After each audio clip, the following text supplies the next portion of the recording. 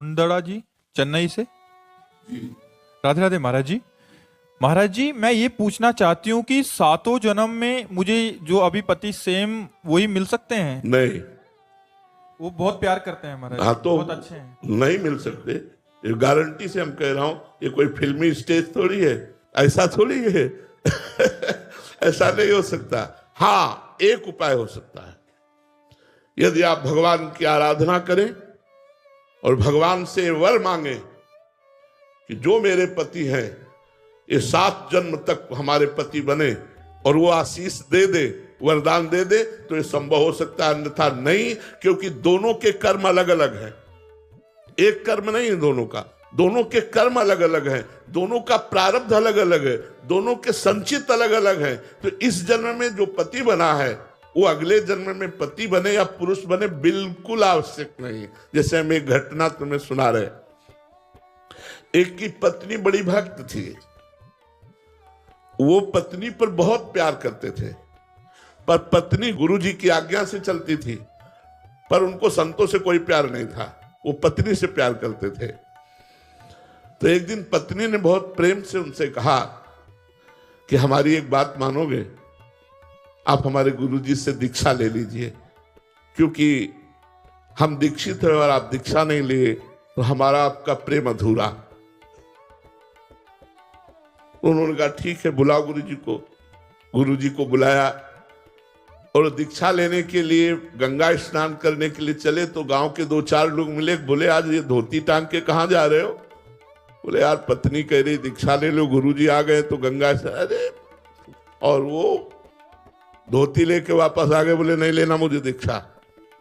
कालांतर में दोनों का शरीर छूटा, तो पति आसक्त होने के कारण उसका मोक्ष नहीं हुआ और वो राजा की राजकुमारी के रूप में जन्मे। ये पूर्व में गीता जी के महत्व में महिमा आती थी, उसमें दृष्टांत आता था, उसका है। और वो पत्नी के प्यार के कारण जहां वो राजकुमारी जन्मी, वही हथनी से वो पुत्र के रूप में प्रकट हुआ, हाथी का शावक। अब जब वो नव युवक अवस्था में हाथी आया और श्रृंगार करके राज सवारी निकली और राजकुमारी सिंहासन पर आरूढ़, तो जे भी उसने देखा तो पूरी स्मृति जागृत हो गई कि ये तो मेरी पत्नी थी। अब ये राजकुमारी और मैं हाथी हूं, कैसे मिलन हो सकता है? वो चुपचाप सहता रहा, क्योंकि कुछ अपनी बात व्यक्त नहीं कर सकता, हाथी रूप में है। अब राजा ने अपनी राजकुमारी का स्वयंवर रचा। जे ही स्वयंवर की घोषणा हुई तो उसने खाना पीना सब छोड़ दिया। वो बहुत ही सुशोभित हाथी के रूप में था। राजा को सूचना पहुंची, राजवैद्यों ने देखा, बोले कोई रोग नहीं। राजकुमारी विज्ञान संपन्न थी क्योंकि भजन करती थी। उसने कहा इसकी औषधि मेरे को पता है, मुझे एक बार इसके समीप जाने दो। नजदीक गई और कान में कहा था गुरुदेव को वरण कर लो। नहीं वरण किया ना तो हाथी की योनि को प्राप्त हुए। सकुचाओ मत, तुम्हारे गले में जयमाला डालूंगी। सकुचाओ मत, स्वयंवर में तुम शोभा के लिए खड़े किए जाओगे और मैं तुम्हारे ही गले में माला डालूंगी, और इस जन्म में इतना भजन करूंगी कि आगे जन्म में हम फिर दोनों मिलेंगे। उसने ऐसा ही किया। भजन के प्रभाव से अपने पति को हाथी की योनि से मुक्त करके अगला जन्म फिर मनुष्य का हुआ। फिर ये तप और भजन से, भगवान के वरदान से संभव है, ना कि अपने प्रारब्ध से। प्रारब्ध से संभव नहीं है। ये बड़ा विचित्र खेल संसार का, इसीलिए कि आज हम आप मिले, कोई भाई बनकर, कोई बहन बनकर, कोई माँ बनकर, कोई पिता बनकर, लेकिन कल हम सब अलग अलग होंगे। अच्छा, पीछे की योनि में आप क्या थी, आपको क्या पता? पीछे भी तो आपका परिवार रहा होगा, भले किसी योनि में हो, लेकिन आज पता है क्या? तो अगली योनि में पता नहीं चलेगा। ये तो गाने की बात अलग है, लेकिन रियल में ये बात रही है कि हम जिसको पत्नी माना वो 7 जन्म तक पत्नी बने, जिसको अपने पति माना वो 7 जन्म तक पत्नी। तुम्हारे जी दोनों आपसे दीक्षा ले लें। हमने तो दीक्षा की बात न कहकर भगवान से वरदान की बात कही कि भगवान वरदान दे दे तो 7 जन्म क्या 700 जन्म तक, क्योंकि सृष्टि विधायक वही है, वो कलम चला दे कि ये जीवात्मा दोनों पति पत्नी के रूप में 1000 बार जन्मेंगे, तो 1000 बार जन्मेंगे, वो दोनों पति पत्नी ही होंगे। भगवान के विधान के सिवा कोई दूसरा विधान नहीं।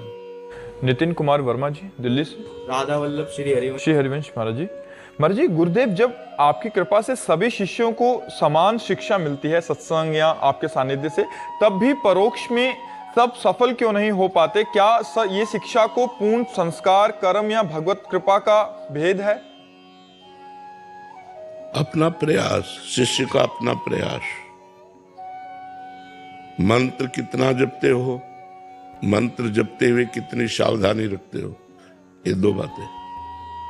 आप संयम से चल रहे हो, गुरु आज्ञा पर चल रहे हो। एक जगह बैठकर 100 लोग भजन करें तो भी अंतराय होगा। एक जगह बैठकर 100 लोग भजन करें तो भी उनके भजन का फल अलग अलग होगा।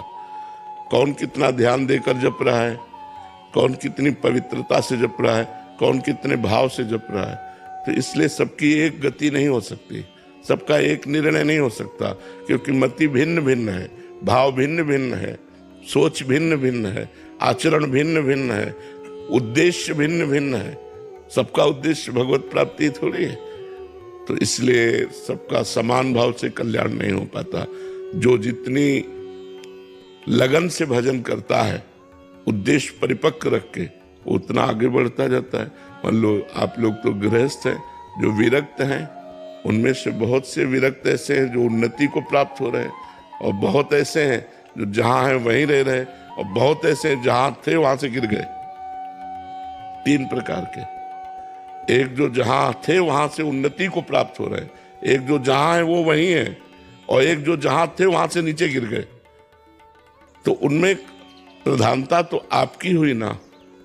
गुरु ने तो गुरुमंत्र सबको बराबर दिया, कृपा सब पर बराबर की, लेकिन उसका प्रभाव, जैसे स्वाति का बूंद गिरता है केले पर तो कपूर बन जाता है, सांप के मुंह में गिरता है तो जहर बन जाता है, सीपी में गिरता है तो मोती बन जाता है, और चातक की चोंच में आता है तो जीवन बन जाता है।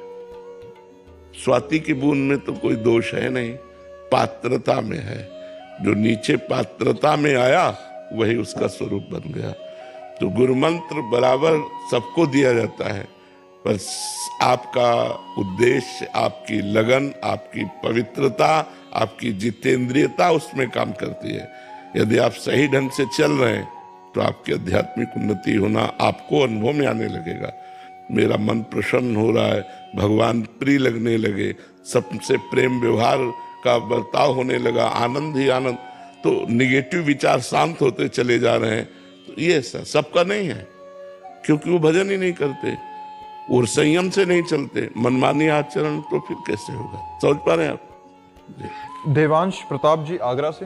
राधा वल्लभ श्री हरिवंश महाराज जी, भगवत प्राप्त और मोक्ष प्राप्ति होने वाले महापुरुष में मूलभूत क्या अंतर होता है? एक ही है, एक निराकार तत्व में लीन हो जाता है, जैसे समुद्र में तरंग लीन हो गई। अब तरंग का ना नाम रहा ना रूप रहा, उसे कहते हैं मोक्ष। और एक भगवान का दासत्व स्वीकार कर भगवान की सेवा में रहता है, इसे कहते हैं भगवत प्राप्ति। एक कल्याण हो जाता है कि जन्म मरण से मुक्त हो गया, और एक भगवान की सेवा में जाता है। तो मोक्ष कल्याण होना और भगवत प्राप्ति में अंतर है।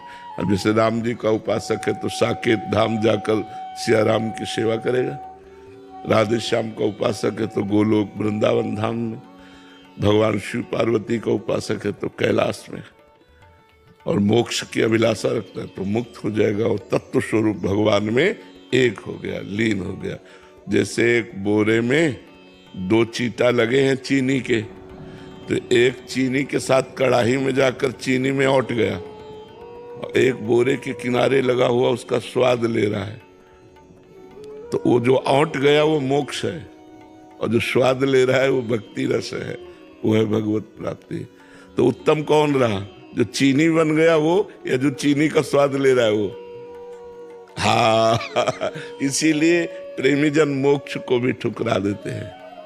मोक्ष नहीं चाहिए, मुझे आपका प्रेम चाहिए, आपकी दासता चाहिए, आपकी सेवा चाहिए। भगवत प्राप्त होने वाला व्यक्ति सिर्फ प्रेम पर ध्यान रखता है कि मतलब वो सिर्फ भगवान से प्रेम करता है, और भगवत प्राप्ति वाला जो महापुरुष है वो केवल भगवान से प्रेम करता है, हाँ, और मोक्ष प्राप्ति वाला भगवान से मोक्ष चाहता है कि मैं मुक्त हो जाऊं, तो उसे भगवान ज्ञान प्रदान कर देते हैं और वो मुक्त हो जाता है।